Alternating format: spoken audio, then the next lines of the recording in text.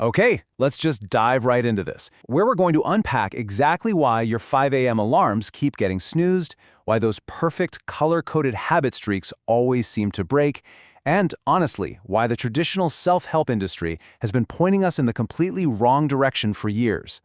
Listen, before we do anything else, we have to establish one absolutely crucial point. You are not lazy. I really want that to sink in. If you've read all the books, if you follow the rigid routines and your new habits still fall apart after 2 weeks, it is not because you lack discipline or drive. It's truly not a character flaw. But, that naturally leads us to a pretty big question. If we aren't lazy, why in the world do we keep failing at building habits? Why is it so incredibly hard to just stick to a plan that we genuinely want to achieve? Section 1. The willpower illusion, where the myth came from. You see, for decades, our culture has been so heavily influenced by these intense military training mentalities and competitive sports. And they've essentially drilled this specific story into our heads. The idea that the people who succeed are just fundamentally tougher and more disciplined than everyone else. But here's the stark reality. Willpower is hands down the most oversold resource in all of self-help. When you look at decades of behavioral research, it points to something a bit less glamorous, but way more useful. That classic motivational advice of just push through it, it's completely backwards. It is a fundamentally flawed strategy from the jump. Because instead of being this fixed character trait that you're just magically born with or not, science shows willpower actually behaves much more like a battery on your phone. It's a highly limited daily reserve that actively drains with use over the course of your day. So that means the exact same person who heroically resisted every single temptation in the morning is highly likely to cave and give in by the evening. Their battery is simply empty. Section 2. Designing the environment, the secret of the effortless. Well, it turns out those people out there who seem effortlessly disciplined, they usually aren't using willpower much at all. Think about it like a tale of two setups. In one scenario, you have a high-friction environment. Think snacks sitting out on the kitchen counter, or your phone right there in bed with you. Living like that requires constant, draining willpower to resist temptation. But then, picture a low-friction environment. By simply laying out your gym clothes the night before, you instantly remove a mental barrier.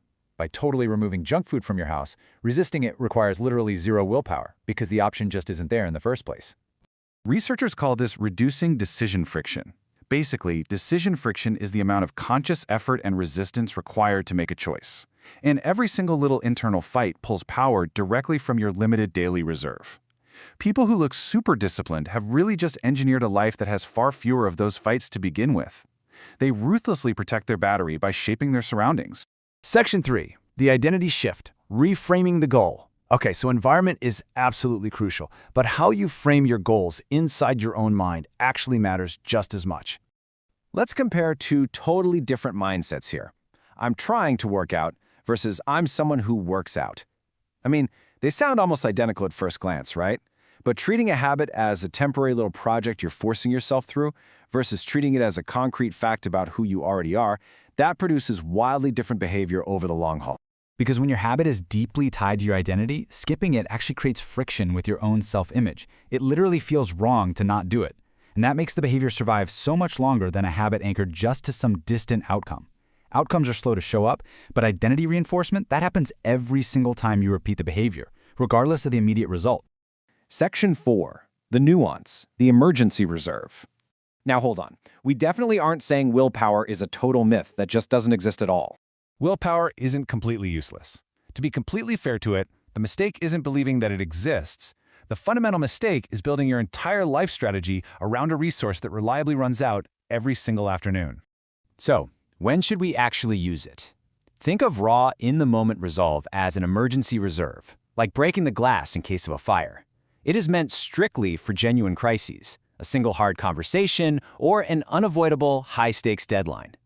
Used sparingly for moments that actually require it, willpower works just fine. But used as the core foundation of your daily self-improvement plan, it was always destined to fail. Section 5. The actionable blueprint, what to build instead. All right, let's dive into the actual research-backed alternative to just having more discipline and see how we can practically build this out in our daily lives. So here is your 3-step blueprint for real success.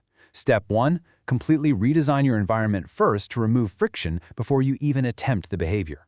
Step 2. Anchor your new habits to that identity language rather than outcome language.